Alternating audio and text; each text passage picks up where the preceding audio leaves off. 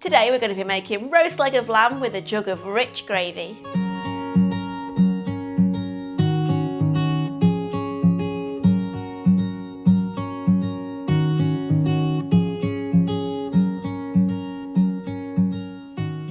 Welcome back to our kitchen, where we show you how to make delicious, family-friendly recipes. Today I'm going to show you how to cook a deliciously juicy roast leg of lamb with a big jug of rich gravy. We need to start by taking the lamb out of the fridge about an hour before we want to cook it, just to take the chill off it. It's a really important stage, so don't skip it. And then we want to preheat the oven to 180°C or 350°F. To a small bowl, add a tablespoon of olive oil, half a teaspoon each of garlic salt, Maldon salt and ground black pepper, and a teaspoon each of rosemary and thyme, plus the zest of a lemon. Then mix together to form a thick paste. Spread the paste all over the lamb. Don't be afraid to get in there with your hands and make sure it's fully coated.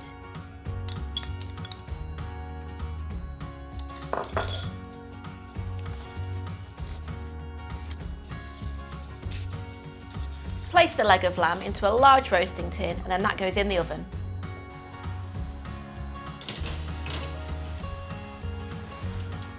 I've got a 2kg leg of lamb, so I'm going to put that in the oven for 2 hours and that'll cook it to medium. Cook it for longer if you like your lamb well done. After 2 hours, remove the lamb from the oven and place on a warm plate to rest for 30 minutes. So whilst that lamb's resting, we're going to start on the gravy. You need to place your roasting tin on the hob.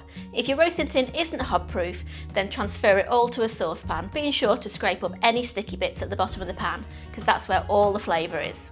Sprinkle on 1 crumbled beef and 2 crumbled lamb stock cubes.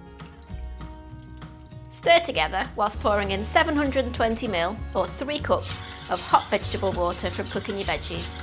Bring to the boil and lightly season with 1/4 teaspoon each of salt and pepper.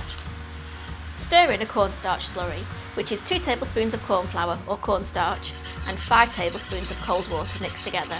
Stir it all in using a whisk until the gravy thickens. Allow it to bubble, then turn off the heat and we're ready to serve. Bringing the lamb up to room temperature before cooking and then allowing it to rest at the end of cooking will ensure you have juicy, succulent roast lamb. Serve with a big pot of gravy, some homemade mint sauce and all the trimmings. This one's for my mother-in-law Kath, who loves a roast lamb dinner. See you next time.